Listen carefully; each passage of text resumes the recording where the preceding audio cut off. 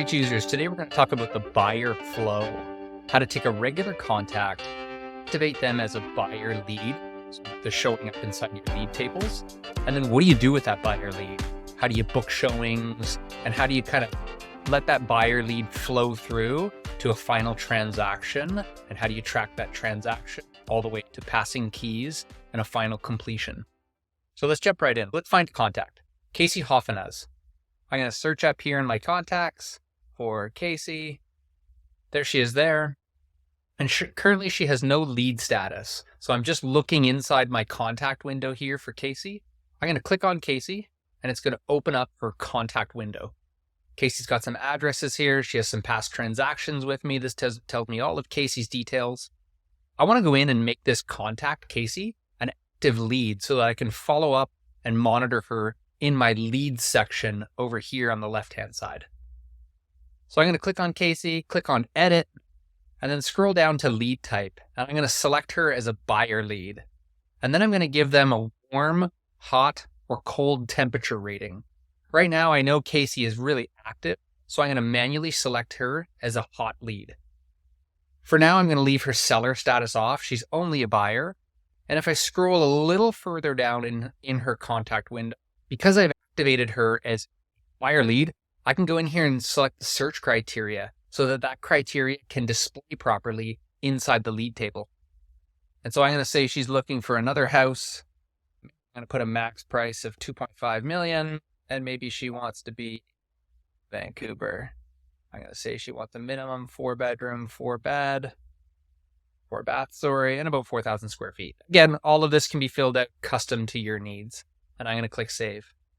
Now you can see Casey has this lead status of a red buyer located towards her name.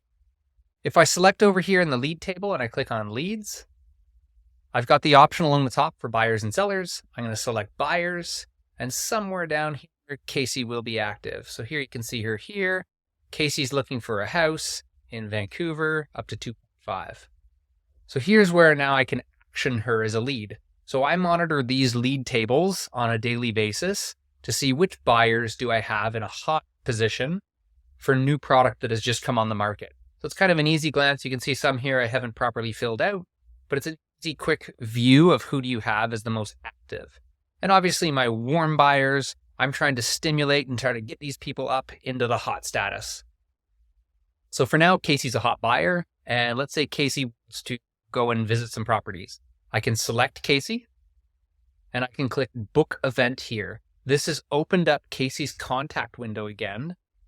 And now I have the option to book an event. So events are linked to your calendar, don't forget. I can book that event to go see a certain property and I can fill out that information.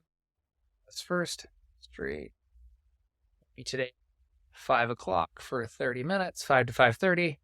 I click save and that's logged that event here.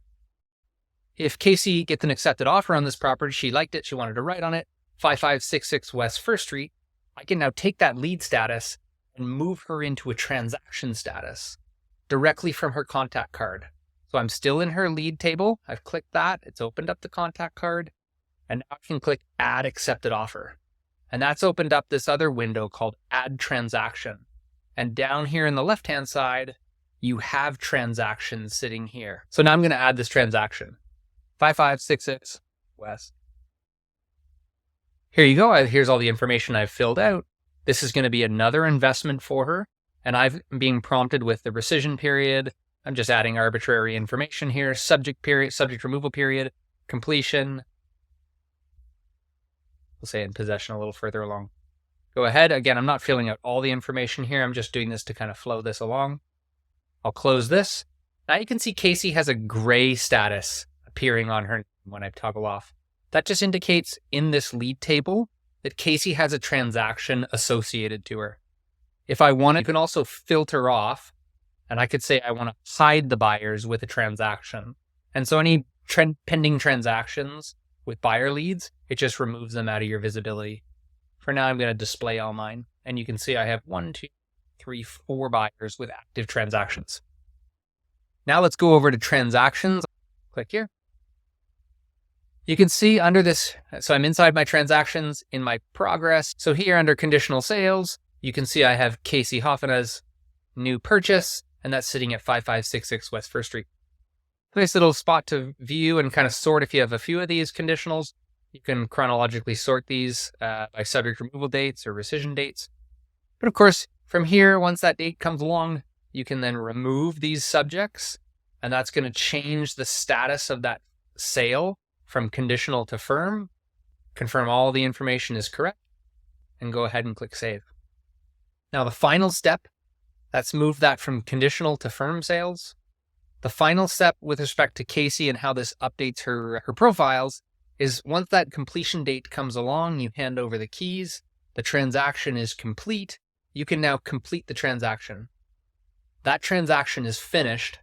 Now if I go over to the contacts and I find Casey, you're going to see that Casey has a new transaction located inside of her transaction history, and you can see it's also added it as a brand new investment under her profile, 5566 West First Street. Great.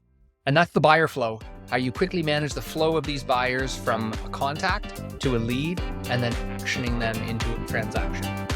Thanks. For more, follow along. We've got lots of videos listed on YouTube there, or visit the help section down at the bottom for any other documentation. Click in here. Thanks.